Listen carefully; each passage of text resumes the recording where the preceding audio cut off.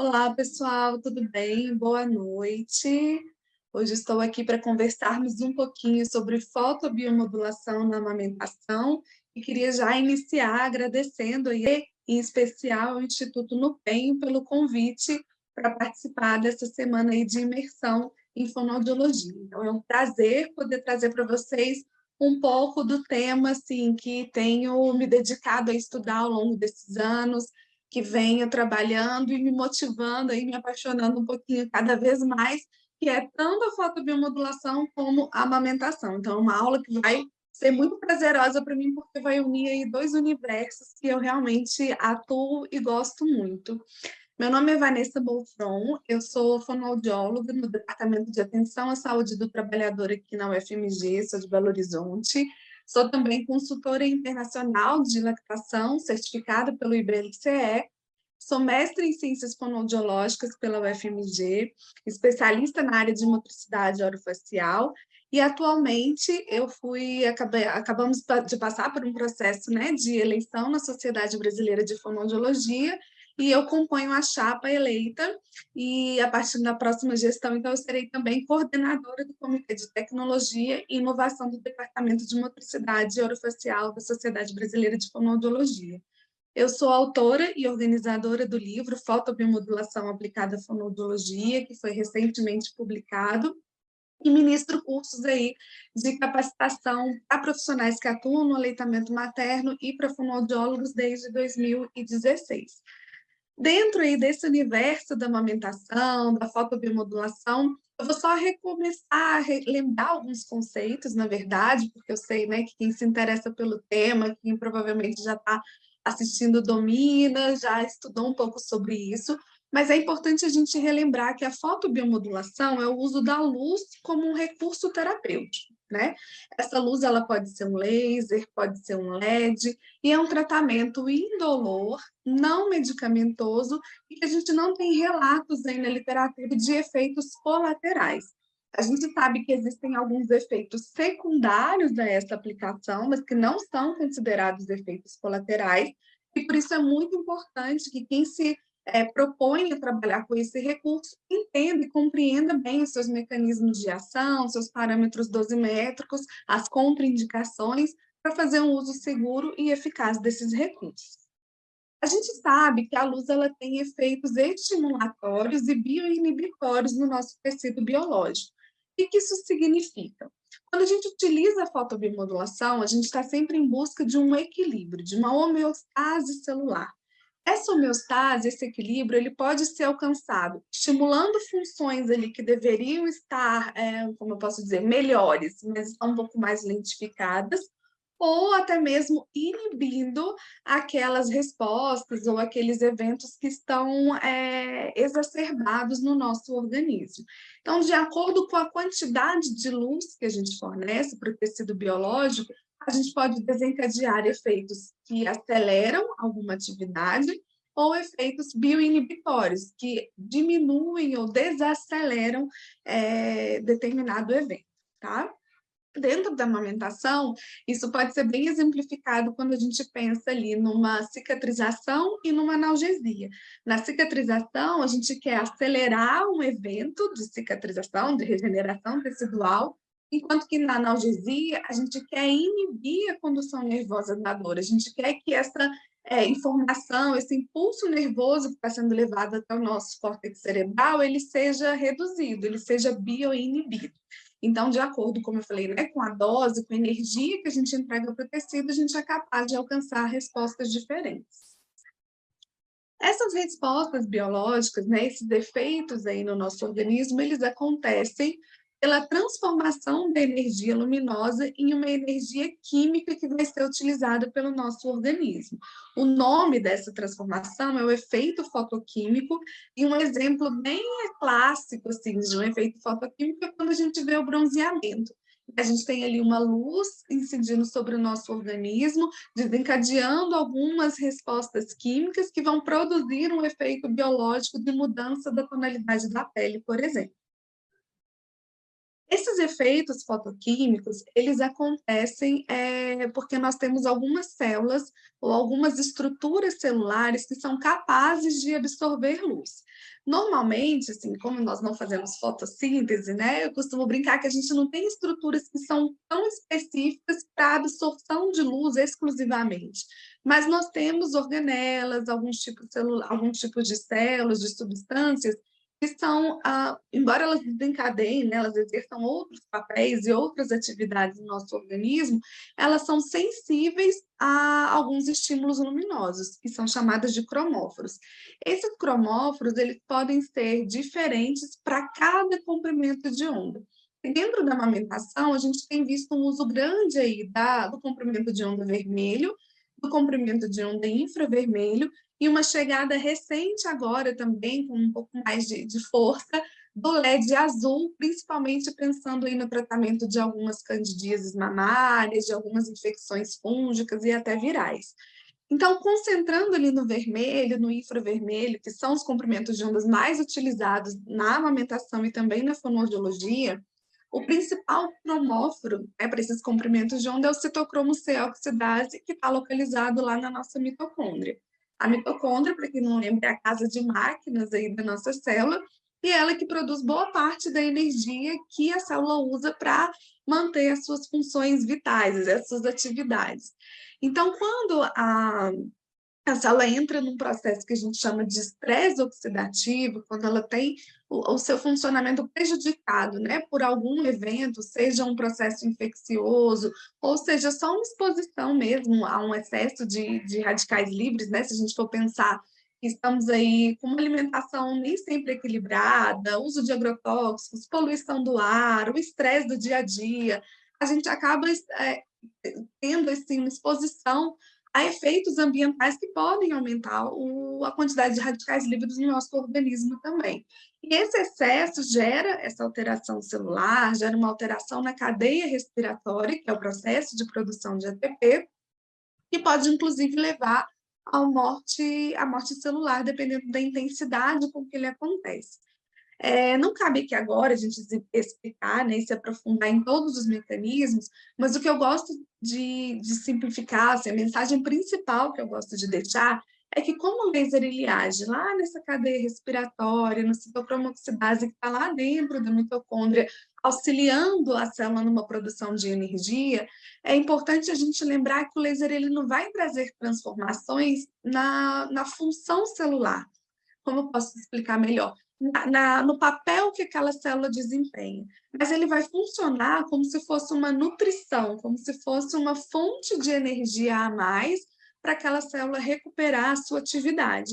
Então, quando eu tenho, né, uma estrutura celular que está nesse processo aí de estresse oxidativo, que eu comentei com vocês, e eu consigo jogar sobre ela uma luz com um comprimento de onda que ela é capaz de absorver o fóton, de extrair ali dessa luz uma energia a ser transformada por ela, a gente consegue melhorar essa função celular, em consequência disso a gente melhora a atividade tecidual, em consequência disso a gente melhora o funcionamento dos órgãos, e se a gente for pensar no macro, a gente tem os efeitos aí até sistêmicos da fotobiomodulação. Tá? Então, o mais importante é que vocês gravem que o laser é uma nutrição, né? Quando eu falo do laser, eu falo da fotobiomodulação de modo geral, do LED, mas ela é uma nutrição celular para que aquela célula que estava lá, vixe, quase morrendo, sem conseguir desempenhar suas funções, ela recupere aí um fôlego e consiga trabalhar bem.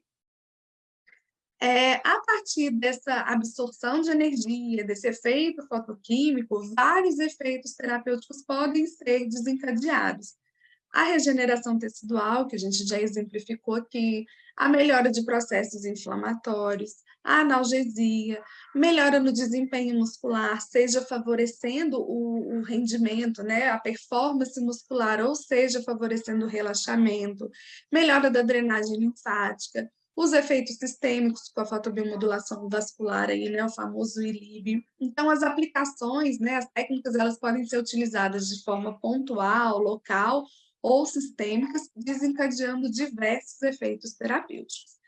E na amamentação, né? Como que isso chegou, como que isso veio para a realidade, para esse universo?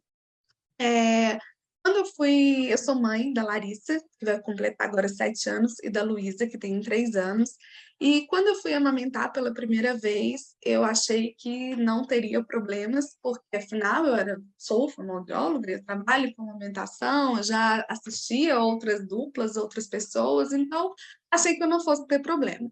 Mas a gente vê que o buraco é mais embaixo quando a gente passa pela experiência.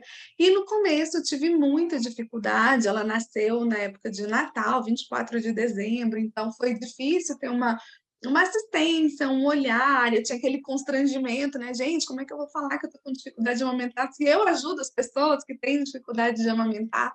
E eu já trabalhava com a fotobiomodulação dentro da fonoaudiologia na época, ainda não tinha tido a experiência de utilizá-la na amamentação, e quando cheguei em casa, naquelas primeiras semanas difíceis, eu falei, gente, existe um laser, eu vou ver como é que isso aqui funciona. E eu tive uma excelente resposta, tanto para o processo de cicatrização, como para o processo de analgesia. Isso foi em 2015, que foi quando ela nasceu, e desde então eu venho estudado e eu venho aperfeiçoado aí a minha prática utilizando esse recurso nessa área.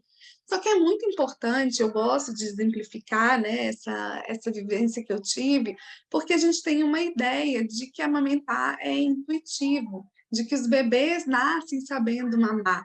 A gente esquece, às vezes, que a amamentação ela está inserida no contexto biopsicossocial, cultural, né? Nós temos ali diversos fatores que influenciam e impactam diretamente no sucesso do aleitamento. A gente sabe que as recomendações, né, dos principais órgãos de saúde aí é que o aleitamento ele seja exclusivo até os 6 meses de vida e continuado até os 2 anos ou mais de idade. Só que os dados aí do último ENANI, que foi em 2019, que faz um levantamento, né, sobre a alimentação infantil no nosso país, mostrou que nós temos, em média, 3 meses só de aleitamento exclusivo no nosso país. Então, assim, o que será que acontece nesse meio do caminho? Que assistência é essa que as duplas estão recebendo? Que a gente não consegue alcançar o mínimo preconizado. Então, a gente precisa entender, né? A rede de apoio conta, a cultura que essa mulher está inserida conta, a assistência que ela recebe num pós-parto imediato, quando ela apresenta dificuldades, também conta. Então, assim, a capacitação dos profissionais de saúde, as leis trabalhistas no nosso país também podem interferir, porque a gente tem aí recomendações de aleitamento até os 6 meses, mas a licença maternidade de 4 meses. Então, são políticas públicas, culturas aí de indústrias, a gente tem um impacto social e global aí de coisas que podem impactar, fatores globais aí que podem impactar no sucesso que a gente tem de amamentação. E quando eu falo sucesso, é no entendimento assim de alcançar esses objetivos preconizados, porque o sucesso da amamentação ele é muito individual de cada família, né? Assim, ele é aquilo que aquela pessoa sonhou, aquela família planejou, e aquilo que conseguiu ser alcançado pode ser considerado sucesso ou não, a depender dessas expectativas. Então, quando a gente repensa, né, amamentar é natural, isso já foi tema de tantas campanhas por aí. Não, o amamentar não é natural, não é intuitivo. Bebês não nascem sabendo mamar. Bebês podem, às vezes, no máximo, nascer sabendo sugar, mas a interação ali que acontece, né, o envolvimento ali entre duas pessoas, o bebê que nasceu agora, a pessoa que amamenta, isso é um aprendizado, né? E a gente precisa acompanhar e estar, enquanto profissionais da saúde, enquanto sociedade, estarmos informados, no mínimo, para conseguir orientar e apoiar essas famílias que desejam manter o aleitamento. E por que que a gente pensa na fotobiomodulação na amamentação? Porque o amamentar, gente, não é só o bebê, né? A gente tem ali, o que que é amamentação? É a alimentação do recém-nascido? Não, o amamentar, ele é muito além, como eu falei, né? Ele é biopsicossocial, cultural, e quando a gente olha o cenário Só trazendo uma outra informação rápida, assim, quando a gente pergunta, tem pesquisas que perguntam para mulheres gestantes se elas desejam amamentar. 95% das gestantes respondem que sim. Então, não é incoerente que a gente olha e fala, nossa, 95% das mulheres respondem que querem amamentar exclusivamente até o sexto mês, mas a gente tem uma média aí nacional de 3 meses de amamentação, né, de amamentação exclusiva de 49 dias, em média. Então, a gente tem que ficar pensando ali como que é essa, o que que acontece nesse meio do caminho. E a dor, ela é o principal fator que desencadeia o desmame precoce. A gente também já tem esses dados na literatura. Então, quando a gente pensa na fotobiomodulação, dentro da área da amamentação, é muito importante a gente entender que a atuação não vai ser no bebê, mas é uma forma da gente olhar e trazer um cuidado para a pessoa que amamenta também. E dentro da fonoaudiologia, a gente tem brigado bastante assim por isso, por esse entendimento de que olhar para a pessoa que amamenta não é só acolher, né? Porque às vezes a gente fala, ah, não, eu compreendo, ou a gente tem ali um processo de escuta, de acolhimento mesmo das queixas que ela traz, mas a gente até pouco tempo atrás não conseguia ser resolutivo, porque a gente não pode fazer prescrição de medicamento, a gente não podia, não tinha um repertório de técnicas ali que pudessem ajudar, que pudessem aliviar. Então, a chegada do laser, do LED, da fotobiomodulação nessa área, é um cuidado para a pessoa que amamenta e que vai agir diretamente naquela que é a principal causa de desmame precoce, que é a dor. Quando a gente pensa ainda nesse contexto de dor na amamentação, é muito importante a gente pensar que ela pode estar relacionada às lesões mamilares ou não. A dor, ela pode estar presente até mesmo quando as funções de sucção estão corretas, quando a pega está legal, quando o posicionamento está adequado, quando a sucção não tem alteração. Primeiro, porque existe um processo de adaptação que pode gerar um desconforto, e segundo, porque a gente tem milhões de outras causas de dor, a gente vai discutir um pouquinho sobre elas daqui a pouco, que também podem impactar aí na continuidade ou não do aleitamento. Obviamente, quando a lesão está presente, ela agrava a dor, principalmente nos primeiros dias, e impacta, assim, de forma muito significativa na manutenção do aleitamento. Mas o que eu queria deixar de ressalva aqui para vocês é que não é a única causa de dor, tá? E só para vocês terem uma ideia, olha, 1 em cada 5 mulheres relata dor persistente 2 meses após o parto. Então, na amamentação, a gente classifica como dor, desconforto e dor persistente. O desconforto é aquela coisa ali da adaptação, dos primeiros dias, ele não é limitante, ele não é incapacitante ali, assim, ele não chega a impedir a amamentação, mas ele está ali presente. A dor é um evento que realmente é doloroso, desconfortável, é uma experiência ali, né, individual, claro, mas que é desagradável, mas a gente tem estratégias e ela se resolve após essas estratégias. E a gente tem ainda as dores persistentes, que são aquelas dores que se mantêm após 15 dias depois do parto. Então, já passou aí 2 semanas, já teve um processo de adaptação, já fizemos o que podia ser feito e a dor ainda continua ali. E aí um estudo mostrou que entre 1.323 mães que pararam de amamentar durante o primeiro mês pós-parto, 29,3% citaram dor como fator causal e outros 36,8% identificaram dor, mamilos rachados ou sangrando como motivo importante. Então, quase 30% aí falou desmame pela dor, e outros quase 37% não falaram que foi pela dor, mas falaram que a dor e as lesões foram um motivo importante aí que motivou esse desmame precoce. E quais são as causas de dor mamilar que nós temos? Obviamente, as lesões podem acontecer por um posicionamento inadequado, podem acontecer por uma pega incorreta, e a gente tem que estar atento a isso, porque não se usa mais um padrão de boca de peixinho, né, onde os lábios têm que estar muito abertos. Isso não é a nossa referência de uma boa pega mais, né? Existem muitos outros elementos que a gente precisa avaliar. O posicionamento, só para diferenciar, né, para quem não é da área da amamentação, é a relação ali também entre a pessoa que está amamentando e o bebê. Às vezes o bebê está muito embaixo, a pessoa está muito encurvada, o bebê às vezes está muito em cima, às vezes ele está muito atrás da mama, às vezes ele está muito na frente. Isso também pode gerar uma pega incorreta e pode gerar lesões.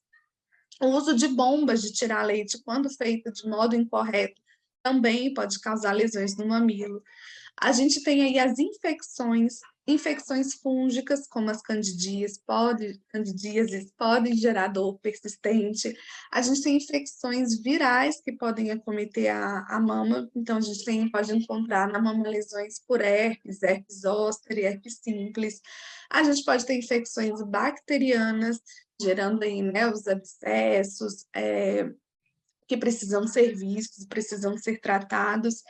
A gente pode ter algumas dermatoses mamárias, por exemplo, as dermatites de contato, dermatites atópicas, psoríase, vasoespasmos. Tudo isso aí são causas de dor na amamentação que a gente, mesmo sendo fonoaudiólogo, mesmo não sendo responsáveis por esses diagnósticos, né, e pela prescrição desses tratamentos, nós precisamos estar atentos, saber que existem, porque senão a gente vai sempre restringir o nosso olhar à função de sucção. E a gente não pode mais fazer isso, né? A gente não pode mais olhar para uma mulher e falar assim, olha, está doendo, mas a pega está boa, está tudo bem, a pega está certinha. Não, a gente tem que, ampliar o nosso horizonte e entender que outras causas existem, que elas precisam ser diagnosticadas até para a gente fazer os encaminhamentos corretos.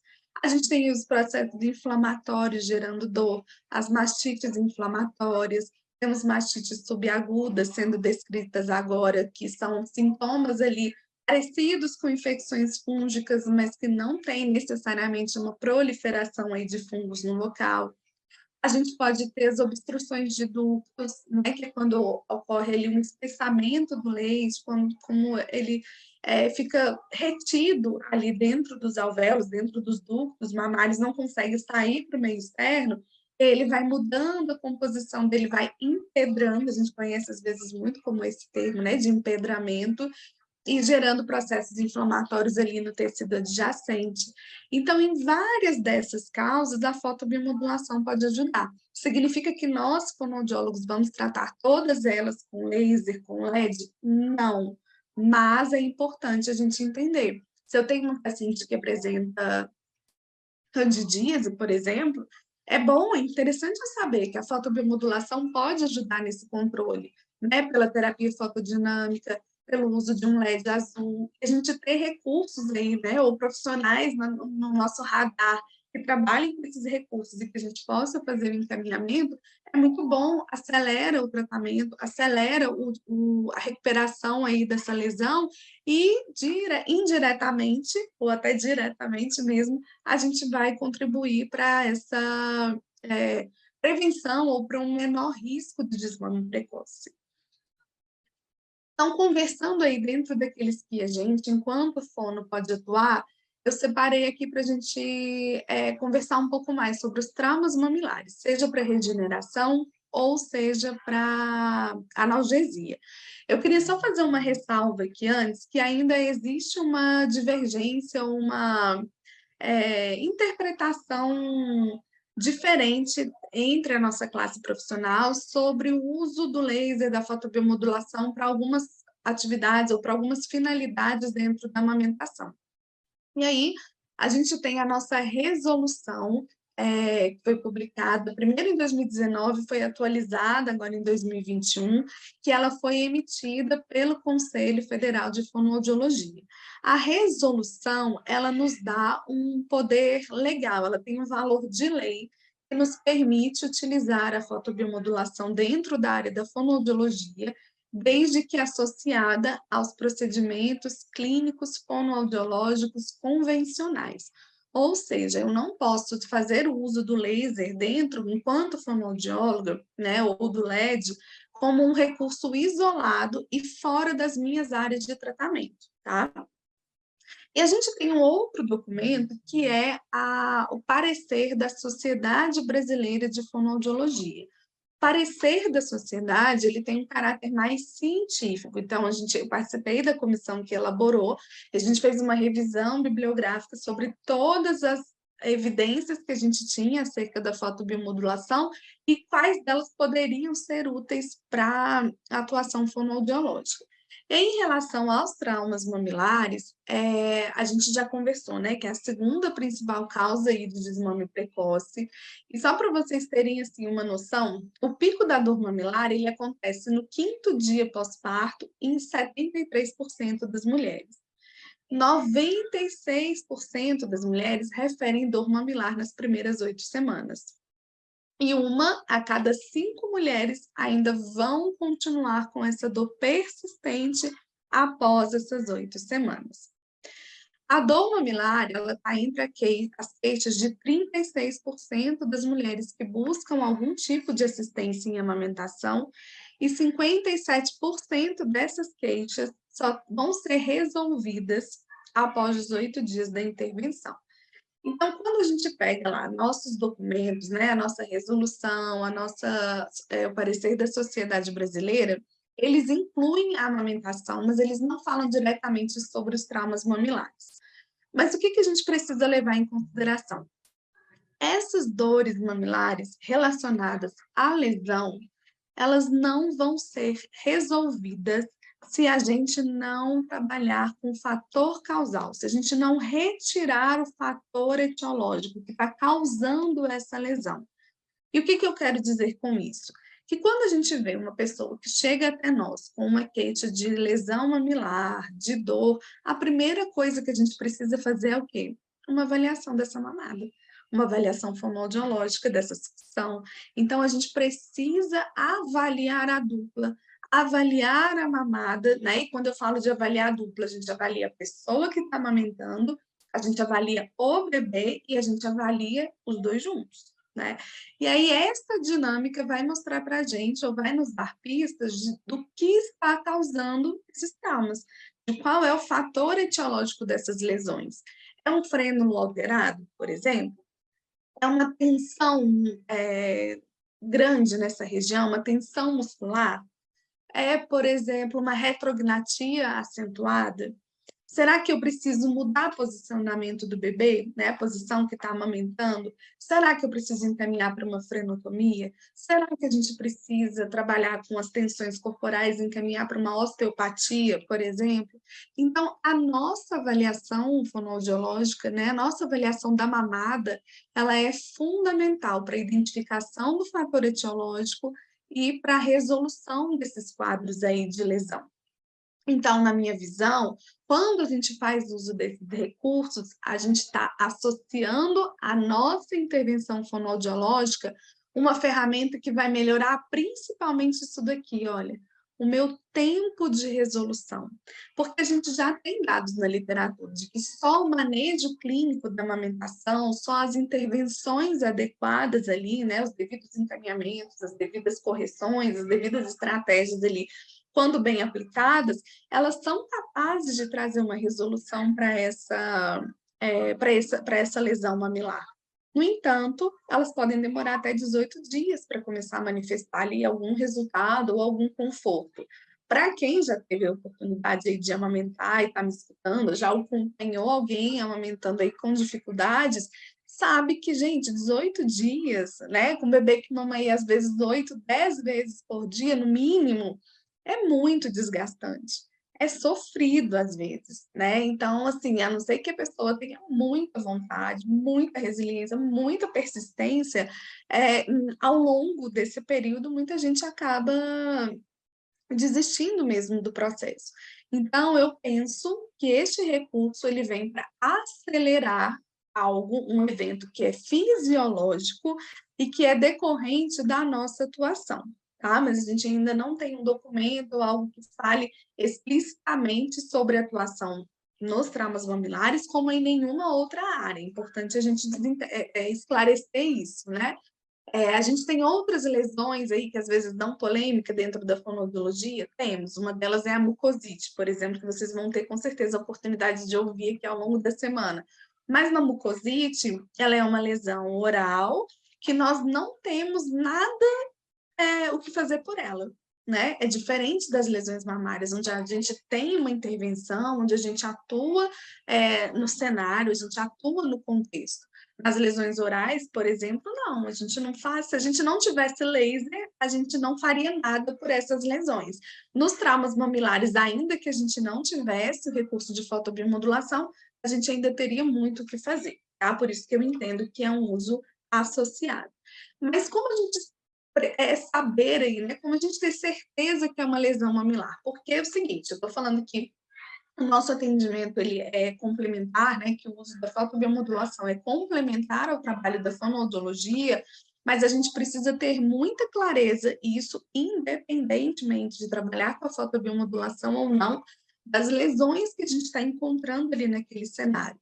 Porque lesões que fogem a características comuns de lesões mamilares, ou que tenham ali, né, aspectos sujetivos de infecção, ou que parecem ser outra coisa, elas precisam ser encaminhadas para profissionais especialistas que saibam fazer o devido diagnóstico, o devido tratamento dessas lesões.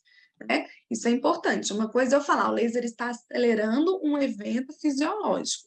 Outra coisa é a gente encontrar uma ferida realmente alterada, realmente com características, né? Como eu falei ali, de processos inflamatórios, infecciosos, que precisam ser vistas por profissionais. Não dá para a gente confundir isso, tá? E dentre os traumas mamilares, as lesões mamilares, ou mamilo-areolares, né, que a gente encontra descrito na literatura, tem uma classificação que foi publicada esse ano, que é bem legal, que divide para a gente ali entre lesões onde há ruptura da barreira cutânea, né, onde há uma lesão na pele propriamente dita, ou não. Dentre aquelas que não têm uma ruptura da barreira cutânea, né, da pele, a gente encontra aí um edema, que é possível de ser visualizado, principalmente nos primeiros dias. A gente pode ter o eritema, que é essa vermelhidão, desculpa, que é essa vermelhidão que traz para a gente ali uma ideia de que está desgastado mesmo o tecido. Não sei se desgastado é a palavra certa, mas é, é bem inicial, assim, aquela coisa que a gente olha e fala assim, nossa, parece que está machucando, mas ainda não tem uma lesão. Seria o eritema. A gente pode ter um agravamento desse eritema, que já seria a equimose, que já, a gente já percebe uma mudança da coloração mais para o castanho, mais para o roxo. E a gente pode ter a vesícula, que tem aquele aspecto ali de bolha. Né? Então, são traumas comuns da amamentação, mas que ainda não tem uma lesão da pele propriamente dita.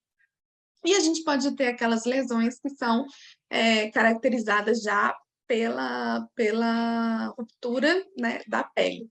Então, a gente tem a fissura, que são normalmente classificadas aí, entram nessa classificação, né, as lesões mais lineares, que têm bordas lineares, igual aqui, olha, a gente consegue ver um ladinho paralelo ao outro direitinho. A gente pode ter a erosão, que já é algo assim mais irregular, às vezes um pouco mais profundo.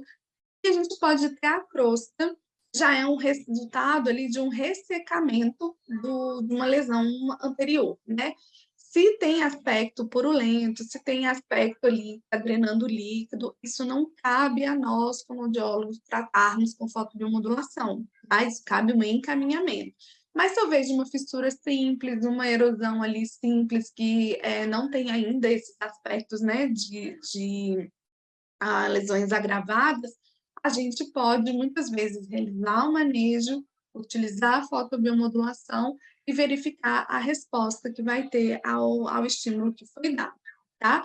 Principalmente considerando, gente, que o reparo tecidual ele é um evento fisiológico do organismo. Não é toda lesão, todo evento que a gente precisa de algo específico, por exemplo, coberturas, curativos.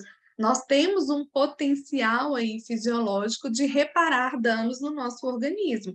E a gente já tem literatura que mostra para a gente os efeitos benéficos nesse reparo tecidual em vários níveis de tecido, né? Epitelial, conjuntivo, nervoso, muscular, ósseo, e também em todas as fases desse processo de reparo. Isso porque a fotobiomodulação acelera a proliferação de fibroblastos, melhora a síntese e organização do colágeno e neoformação, promove uma neoformação vascular, melhora a microcirculação, melhora a síntese de DNA e RNA, melhora a atividade mitótica. Então, traz vários efeitos ali bem específicos, né, a nível celular e a nível tecidual, que favorecem o processo como um todo, desde lá da fase inflamatória até a fase de maturação. E aqui, só é importante a gente diferenciar a regeneração da cicatrização. Porque a regeneração é a substituição daquele tecido que foi lesionado por um tecido da mesma característica. E a cicatrização, ela é uma substituição daquele tecido lesionado por um tecido mais fibroso, por um tecido cicatricial mesmo. E muitas das pesquisas, muitos estudos vêm mostrando para a gente cada vez mais que o laser favorece, a fotobiomodulação, né, favorece a regeneração tecidual. Ou seja, o processo de reparo, ele acontece mais próximo do fisiológico, tá? E aí a gente tem em vários tecidos isso sendo demonstrado, recentemente isso sendo demonstrado até mesmo em pregas vocais, né? Só a título de curiosidade aqui para a fonoaudiologia. Então, o processo de reparo tecidual, ele envolve aí uma fase inflamatória, que é fisiológica, então a gente não fala assim que o laser ele é anti-inflamatório, porque ele não é antifisiológico. A gente fala que ele modula a inflamação, ele melhora essa fase inflamatória. Ele age também na fase de proliferação, que é quando a gente tem ali mais células, né, se multiplicando, mais o material ali de reposição, de reparo sendo produzido, e a gente tem a fase de maturação, que é o acabamento final, a deposição de colágeno, o realinhamento das fibras, e a gente tem pesquisas, inclusive, mostrando que uma única aplicação, né, ela é capaz de modular, de melhorar todos esses processos, todas essas outras fases. E aí, quando a gente pensa num protocolo de fotobiomodulação, a gente tem que levar em consideração uma linha de raciocínio para estruturar aí os nossos parâmetros dosimétricos. Na minha metodologia, a forma como eu trabalho, a gente leva em consideração 4 aspectos principais. Primeiro, qual é a profundidade do tecido-alvo? Isso vai me dizer muito sobre o comprimento de onda que eu vou utilizar. Então, eu classifico primeiro, esse tecido está ali na superfície, ele está numa profundidade média ou ele está numa profundidade profunda? Né? Porque, de acordo com as barreiras que eu tenho até chegar no meu tecido-alvo, eu vou escolher, eu vou optar aí por um comprimento de onda diferente, que possa favorecer, ou que possa chegar mais facilmente nesse meu tecido. Então, aqui nesse caso, a gente pensando na regeneração da lesão, a gente está com um tecido que é superficial, né? Então, é um tecido epitelial na superfície, então eu vou utilizar o comprimento de onda vermelho. Escolhido ali o meu tecido e o meu comprimento de onda, eu tenho que pensar, o que eu quero fazer nesse tecido? Será que eu quero acelerar um processo que já está acontecendo, e para isso eu vou usar uma dose bem baixinha? Ou será que eu quero modular um processo inflamatório, melhorar a função daquela região, melhorar um desempenho muscular, e aí eu preciso de uma dose um pouco mais robusta? Ou eu quero uma dose maior ainda para inibir esse processo, para diminuir essa atividade tecidual? Porque se vocês resgatarem aí na memória, quando a gente pensa na fotobiomodulação, ou se você ainda não trabalha com esse recurso, né, quando se capacitar, você vai entender isso muito bem, a gente segue como diretriz para escolher os nossos protocolos, né, ou a nossa quantidade de energia, a lei de Arne-Schultz, que é uma lei utilizada não só na fotobiomodulação, mas também na farmacologia, na homeopatia, e ela tem para a gente ela traz para a gente que o organismo tem uma resposta inversamente proporcional à energia que nós damos. Então, quando eu coloco uma energia baixa, a minha tendência é que eu fale sempre pro meu organismo, acorda aí, tô te dando energia, vai, trabalha. e até que um ápice ali, um platô é alcançado. A partir dali, se eu continuo entregando energia, eu começo a deixar meu tecido meio preguiçoso. Ele vai falando assim: "Ah, não preciso trabalhar mais não, né, já estou aqui, ó, ganhando energia de graça, então eu vou reduzir a minha atividade". Então ele acaba com doses mais altas, tendo um efeito inibitório. Aqui, o meu objetivo é acelerar um evento. Eu quero uma bioestimulação, eu quero melhorar aqui a capacidade de proliferação tecidual. Quero que essa lesão feche mais rápido. Então, eu dou uma dose baixa, tá? Porque meu objetivo é acelerar a atividade tecidual. Na literatura, a gente tem aí trabalhos que mostram desde 0,6 até 2 joules de energia como sendo efetivos para tratamento de lesões epiteliais. Na amamentação, eu vou mostrar para vocês 2 artigos que nós temos aí que testaram essas 2 doses, mas e aí já eu comento ali quais foram os resultados que eles encontraram. Mas a gente tem ali um respaldo para utilizar doses entre 0,6 joules a 2 joules, quando o nosso objetivo é regeneração de tecido epitelial. A aplicação, eu, Vanessa, faço sem contato, tá? Vocês vão ver que nos trabalhos que nós temos na literatura, a aplicação foi feita com contato. Em algumas delas, inclusive, as pessoas que participaram da amostra relataram desconforto com esse contato. Então, para mim, como é uma lesão que já está bem ali na superfície, eu não faço contato da ponteira com o tecido. Eu chego bem próximo, aqui até ficou na imagem parecendo que tem contato, mas não tem. Eu chego bem próximo, e não encosto, tá. E o intervalo aí, a gente tem de 24 a 48 horas no mínimo para começar a ter uma ideia dos efeitos dessa aplicação. A gente não faz mais de uma aplicação, no dia com o objetivo de regeneração tecidual, tá bom? E a gente tem respostas, olha, bem interessantes aí. Então, aqui a gente vê 24 horas. Meu Deus, acho que está com algum efeito aí, desculpa. Então, aqui a lesão e 24 horas depois do estímulo com a fotobiomodulação.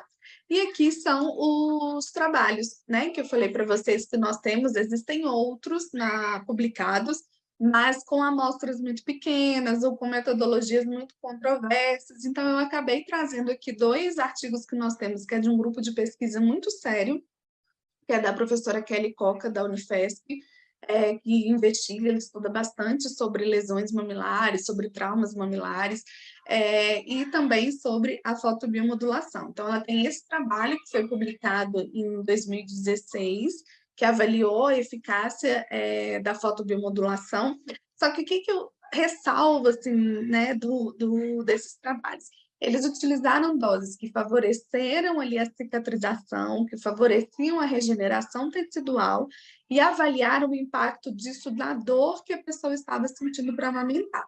Então, isso é importante da gente ter essa clareza. Não foram protocolos de analgesia, quando a gente pensa no bloqueio da dor, quando a gente pensa ali numa como eu posso dizer, num bloqueio da condução nervosa, numa inibição. Então, eles estimularam a regeneração tecidual, fechamento da lesão e avaliaram o impacto disso na dor durante a amamentação. Eles viram que 0,6 joules foi suficiente para desencadear respostas positivas.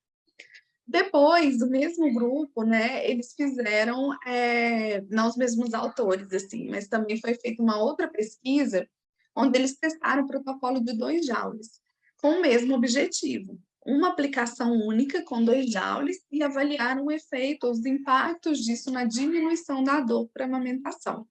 E aí vocês vão ver mais à frente que eu trabalho de uma forma diferente. Além de estimular a regeneração tecidual, ainda temos a possibilidade de trabalhar com a analgesia aplicada em um outro ponto para a gente melhorar esse desconforto.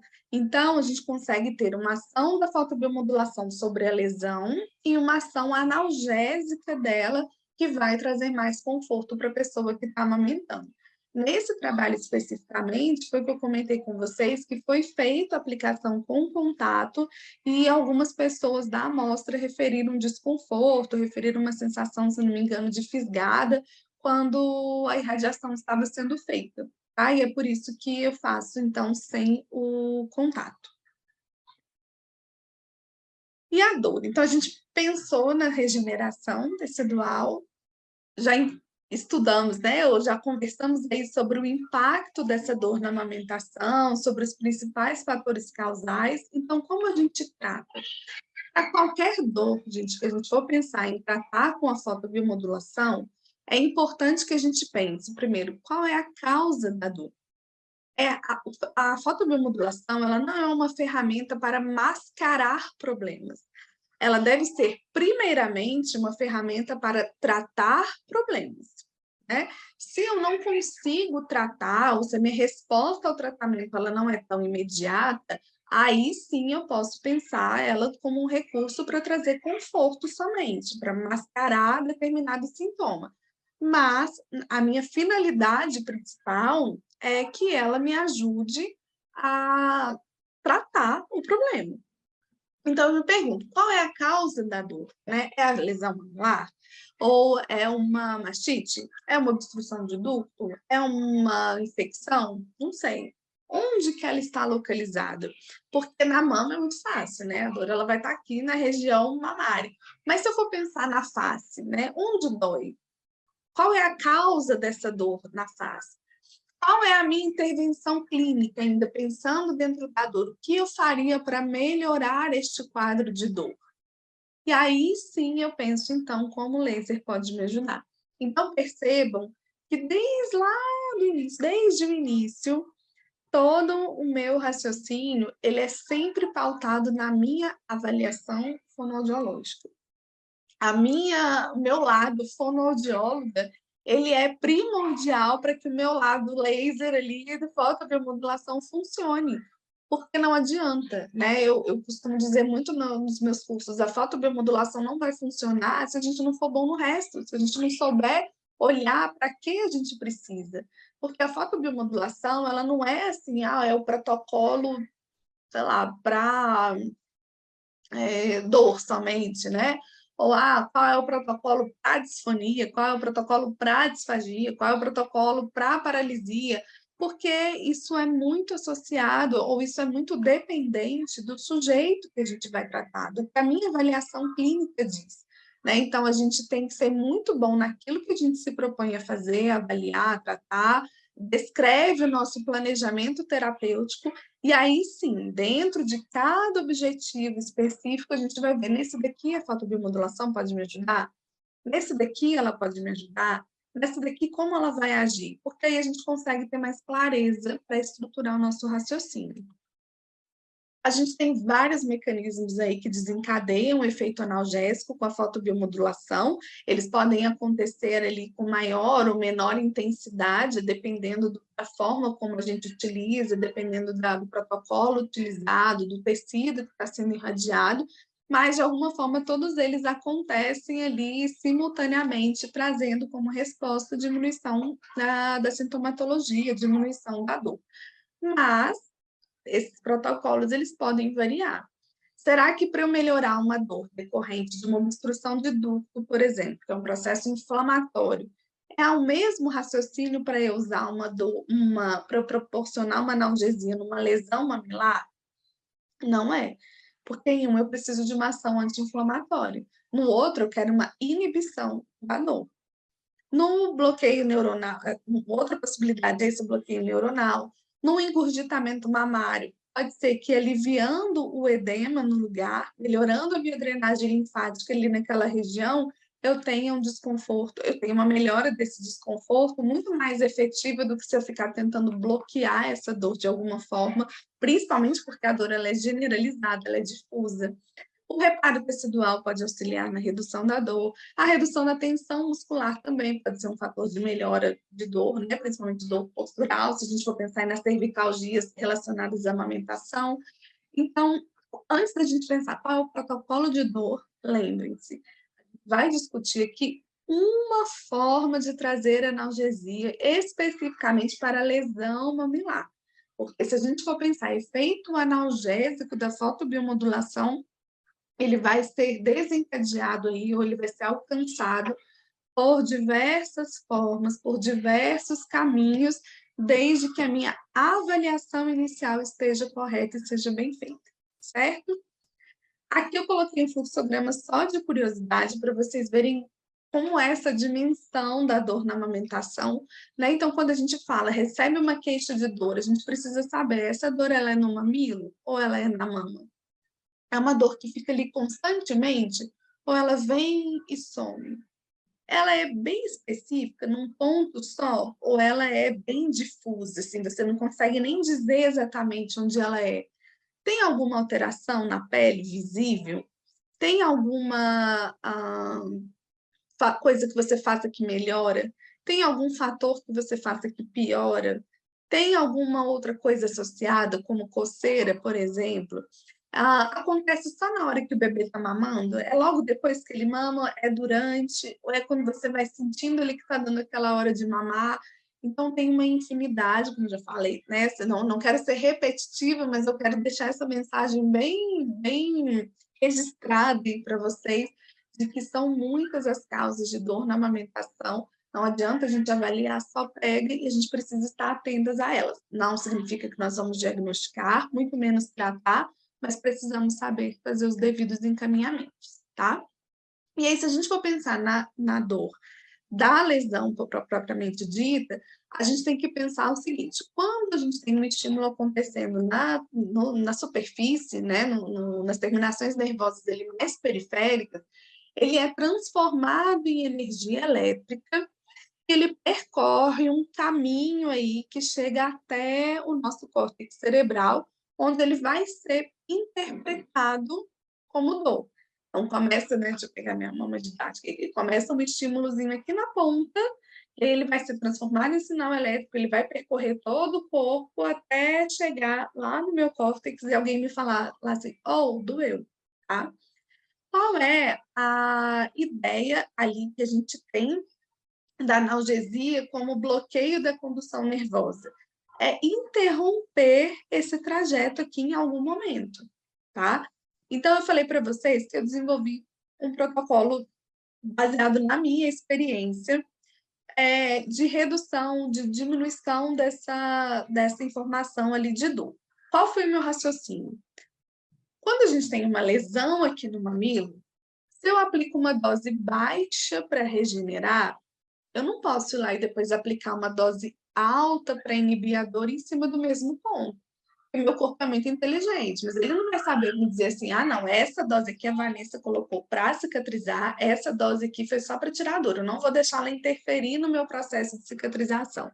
Não dá, eu não consigo fazer essa diferenciação. Então, eu pensei, para eu conseguir conciliar uma dose alta com uma dose baixa, isso vai ter que ser utilizado em algum outro lugar, não pode ser na lesão. Então, a minha lesão lá, né, da pessoa que está amamentando, ela vai receber só o suficiente para ela regenerar. Só que se eu tenho esse percurso acontecendo, né, se eu começo a desencadear uma dor, se a dor ela começa a ser desencadeada aqui no mamilo, onde tem a lesão, ela começa a percorrer, que ela vai se difundindo aqui, percorrendo um determinado caminho. Se eu bloquear ela aqui atrás, ela até vai ser desencadeada. Mas na hora que ela chegar aqui, daqui ela não passa. Então, o raciocínio foi, lembra que eu falei para vocês? Doses baixas estimulam, doses altas têm efeito inibitório. Então, o que eu pensei? Será que se eu colocar os pontos de aplicação aqui, olha, em outros pontos, como se formasse um escudo mesmo nessa região, será que eu não consigo afastar a dose alta da lesão, para não interferir na cicatrização, na regeneração dela, mas trazer determinado conforto? E foi bem interessante a resposta que eu tive, que desde então eu venho usando também com outras pessoas. Então, lembra lá do meu raciocínio, né? Primeira coisa, qual é o tipo de tecido, qual é a profundidade do tecido? Profundo, eu quero pegar as terminações nervosas todas que eu puder ali. Se o tecido é mais profundo, qual é o comprimento de onda que penetra mais? Infravermelho. O que eu quero fazer lá? Eu não quero só uma regeneração tecidual, porque a regeneração a minha lesão já recebeu. O que eu quero são doses altas para eu bloquear essa condução nervosa. Então, eu faço pontos afastados da lesão, no mínimo ali 1 centímetro afastado, mais ou menos, direcionados para a areola, tá? Não sei se vocês conhecem o conceito de espalhamento também, talvez aqui na outra imagem depois a gente Vermelhão. Mas só para contextualizar, quando a gente coloca uma ponteira ali na pele, a gente vê um ponto mais forte no meio e um ponto um pouco mais claro ao redor, né? Um círculo ali com menos intensidade ao redor. Esse círculo ali que a gente visualiza, principalmente quando aplica o vermelho, é o espalhamento da luz. Então, se eu coloco aqui um pontinho, a luz ela vai se espalhar, mas ela vai se espalhar por trás da lesão, né? A lesão está aqui na frente. Então, se eu coloco a minha ponteira direcionada para o lugar certo, eu vou conseguir atingir tecidos mais profundos, gerar um efeito inibitório, mas sem atrapalhar a lesão, tá? E o meu objetivo, bloqueio da condução nervosa, por quê? Porque o meu tecido, gente, ele não está com problema. Tecido nervoso, não. Existe uma lesão ali. Ele está fazendo a obrigação dele, avisando meu cérebro que existe alguma coisa ali que está doendo. Mas o que eu quero é eu virar para ele e falar assim, amigo, olha só, sei que você está trabalhando, você está aí fazendo o seu papel, mas vamos dar um sossego aqui para essa pessoa? Não trabalha tanto agora, não. Vamos dar uma diminuída aí na sua atividade para que a gente dê alguns minutos, algum tempo de conforto aqui para essa pessoa. Tá? Então, é a gente que está tirando com uma dose alta esse tecido da homeostase dele. A gente está promovendo um bloqueio da condução nervosa. Então, a aplicação é com doses altas, com contato e não direcionado para lesão, direcionado para a areola. Além desses efeitos, a gente tem aqui ainda modulação da inflamação, que pode ajudar no engurgitamento mamário, na apojadura, em ductos obstruídos. A gente tem a ação da fotobiomodulação na drenagem linfática, que pode ajudar na apojadura e no engurgitamento. A gente tem a ação da fotobiomodulação no relaxamento muscular, pode aliviar a dor muscular relacionadas à amamentação, né, dores posturais. Então, são muitas as possibilidades que a gente tem para usar a fotobiomodulação associada a nossas condutas fonoaudiológicas, tá? Se a gente for pensar no universo da amamentação como um todo, aí a gente ainda tem outras possibilidades aí de uso, mas que deve ser feito por outros profissionais, tá bom? Só para a gente finalizar, coisas que eu não poderia aproveitar a oportunidade aqui para a gente conversar. O laser dentro da amamentação, gente, ele é um recurso maravilhoso, mas a gente tem que tomar muito cuidado com algumas coisas que a gente tem visto serem divulgadas na internet, difundidas aí, né? Uma delas, que sempre gera bastante repercussão, é se o laser ele funciona como um recurso para eversão de mamilos ou para mamilos invertidos, né? Então, a gente vê reportagens, inclusive, falando de protocolos que trazem 100% de sucesso em mamilos desfavoráveis.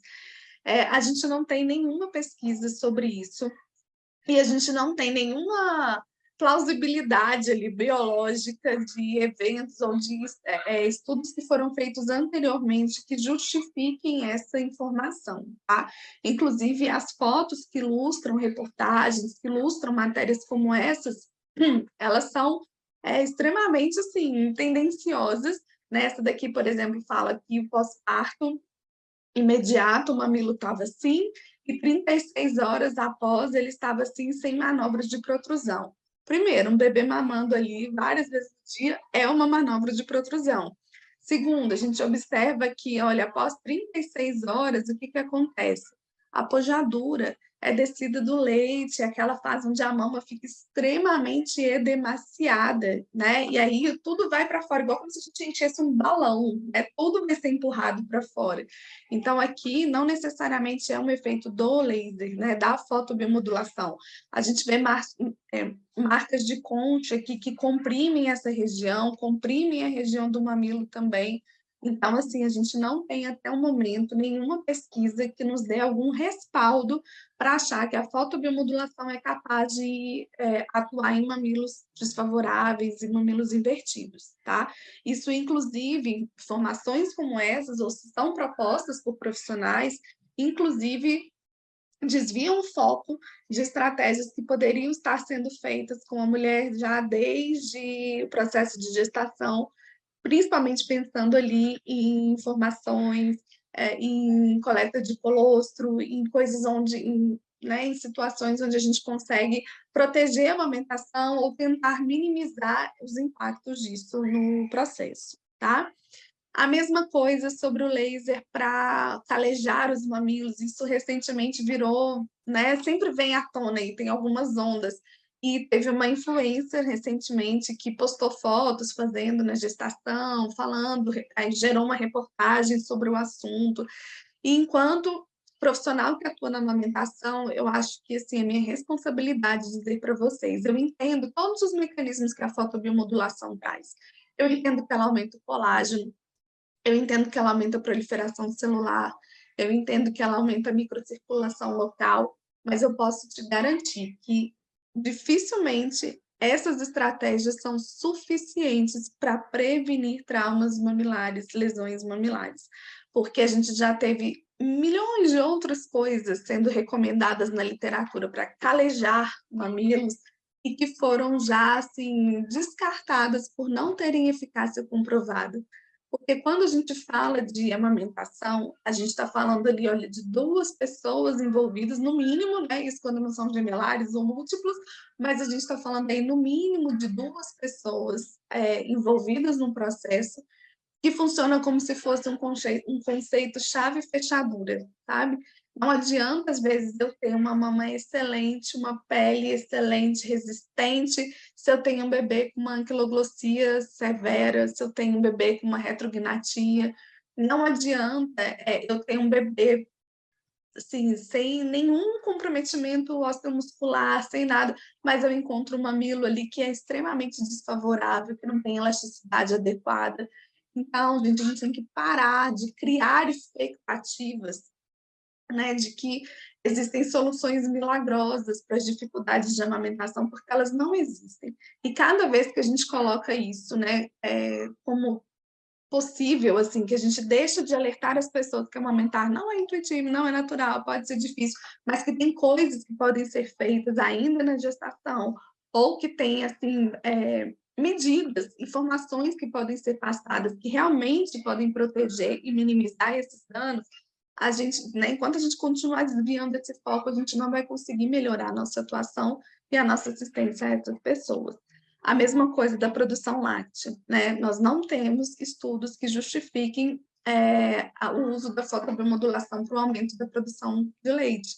Até porque a gente sabe que a produção de leite ela não é apenas um estímulo nas terminações nervosas, ela está diretamente relacionada ao esvaziamento adequado da mama, a uma rotina frequente ali de ordenha, seja com manual, seja elétrica ou seja pelo bebê. Então, quando a gente coloca expectativas de que a fotobiomodulação pode resolver problemas que não pode, que são problemas que a participação da família, principalmente ali da pessoa que está amamentando, são fundamentais, a gente desvia o foco, a gente cria expectativas que não vão ser atendidas e a gente coloca em descrédito um recurso terapêutico que é excelente, que funciona, mas que sendo utilizado de maneira errada, é o que eu falei, vai entrar em descrédito e acaba perdendo a sua credibilidade mesmo, tá? Sempre lembrar que o laser é um recurso terapêutico. Laser LED, tá? Fotobiomodulação, não serve para tudo, não serve para todos indiscriminadamente, e não é a garantia de sucesso absoluto. Não é isso que salva a minha terapia fonoaudiológica, não é isso que salva a amamentação, não é isso que resolve problemas. Se eu não tiver... Ajuda, ajuda. Otimiza muito. Não era doido de estar aqui dando curso sobre isso, aplicando isso nos meus pacientes e percebendo a melhora. Mas precisa ser utilizado com responsabilidade, com critérios e por profissionais cada vez mais capacitados. Tá bom? Deixa eu mostrar para vocês as funções do novo Laser Smile Hand com as atualizações para laser pontura. Então, só para mostrar aqui e fazer um tutorial fácil de como utilizar, gente. Primeiro que para ligar, agora você vai ativar ele no botão 1, tá? As trocas das funções do laser a gente troca no botão 1 também. Se eu quiser selecionar, por exemplo, a função do laser vermelho, eu seleciono com o botão 2. No botão 1 eu subo a energia e quando eu quero fazer o disparo, eu seleciono o 2 novamente. Se eu quiser cancelar o disparo, eu seguro clicado, ele volta para o modo de seleção dos lasers. O L1 é o modo laser vermelho em 100 mW.